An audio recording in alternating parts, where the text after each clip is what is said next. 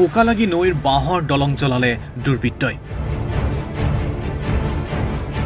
এইখন বঙাইগাঁও জিলাৰ কুকিলাৰ নাম্বাৰপাৰাৰ দ্বিতীয় খণ্ডত থকা পোকালাগি নৈৰ দলং। এই বাঁহৰ দলংখনক বুধবাৰে নিশা কেৰাচিন তেল ঢালি জ্বলাই দিলে কোনো দুৰ্বৃত্তই। পোকালাগি নদীৰ ওপৰত নিৰ্মীয়মান দলঙৰ বাবে বিকল্প হিচাপে ব্যৱহৃত দলংখন জ্বলাই দিয়াত তীব্ৰ প্ৰতিক্ৰিয়াৰ সৃষ্টি হৈছে।